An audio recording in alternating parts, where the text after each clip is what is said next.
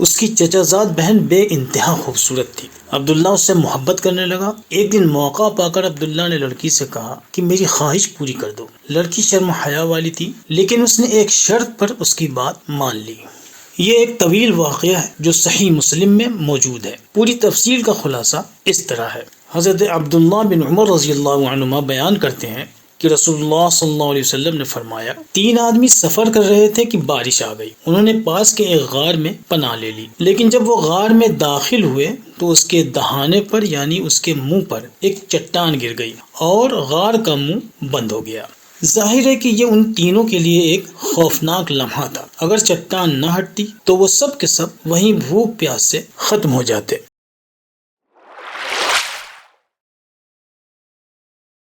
اس لیے کچھ سوچ کر انہوں نے ایک دوسرے سے کہا کہ اپنے ان نیک اور اچھے اعمال پر نظر ڈالو جو خاص طور پر تم نے اللہ کی رضا کے لیے کیے ہوں۔ تو ان میں سے ایک نے کہا کہ اے اللہ، میرے ماں باپ بہت بوڑھے تھے اور میری بیوی تھی اور چھوٹے چھوٹے بچے تھے۔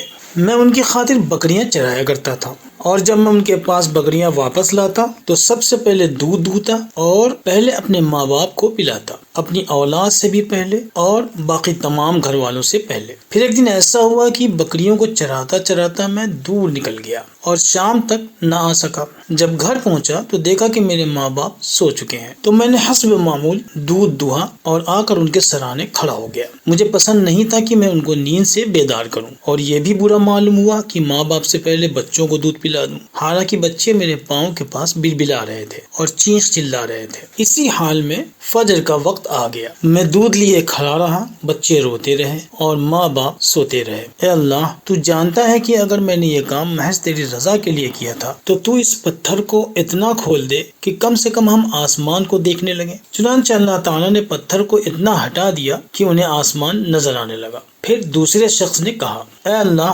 میرے ساتھ یہ ہوا تھا کہ میرے چچا کی ایک بیٹی تھی۔ میں اس سے اس قدر محبت کرتا تھا جتنی کسی مرد کو کسی عورت سے زیادہ ہو سکتی ہے۔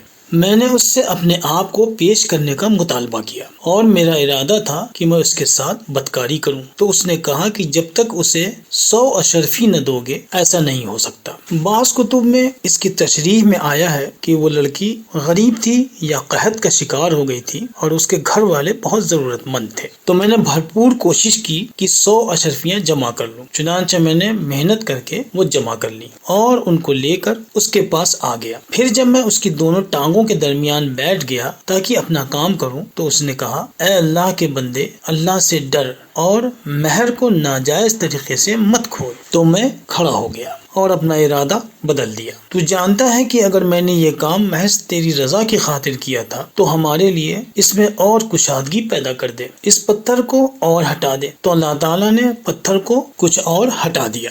اس کے بعد تیسرے شخص نے کہا، اے اللہ، میں نے ایک فرق چاولوں کے 3 سا پر ایک شخص کو مزدور رکھا تھا۔ جب اس نے اپنا کام ختم کر لیا تو کہا کہ مجھے میرا حق دے دے، یعنی مزدوری دے دے۔ چنانچہ میں نے اسے اس طے شدہ ایک فرق پر مزدوری پیش کی۔ اس شخص نے اسے پسند نہیں کیا اور مزدوری لیے بغیر ہی چلا گیا۔ تو میں نے ان چاولوں سے کھیتی کی، حتیٰ کہ میں نے اس قیمت سے گائے اور ان کے چرواہے جمع کر لیے۔ پھر کچھ عرصے کے بعد وہ شخص واپس آیا اور کہا کہ تم اللہ سے ڈرو اور میرا حق نہ مارو۔ میں نے کہا کہ ان گایوں اور ان کے چرواہوں کی طرف جاؤ اور ان کو لے لو۔ تو اس نے کہا کہ اللہ سے ڈر اور میرے ساتھ مذاق نہ کر۔ تو میں نے کہا کہ میں مذاق نہیں کر رہا، وہ گائے اور ان کے چرواہے تیرے ہی ہیں، انہیں لے جا۔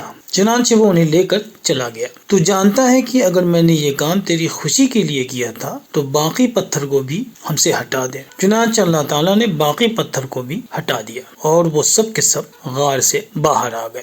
فائدہ: یہ حدیث پاک چند انتہائی اہم سبق دیتی ہے۔ اول یہ کہ کوئی بھی نیکی اگر اخلاص یعنی صرف اللہ کے لیے کی جائے تو اس کا نہایت عمدہ نتیجہ برآمد ہوتا ہے، دنیا میں نہ بھی ظاہر ہو تو آخرت میں یقیناً ہوگا۔ دوسرے یہ کہ اپنے نیک کام کے وسیلے سے دعا مانگی جا سکتی ہے اور ایسی دعا قبولیت کے بہت قریب ہوتی ہے۔ تیسرے یہ کہ کسی بھی حال میں مایوس نہیں ہونا چاہیے اور اللہ تعالیٰ سے مدد کی امید رکھنی چاہیے۔ واللہ تعالی اعلم بالصواب۔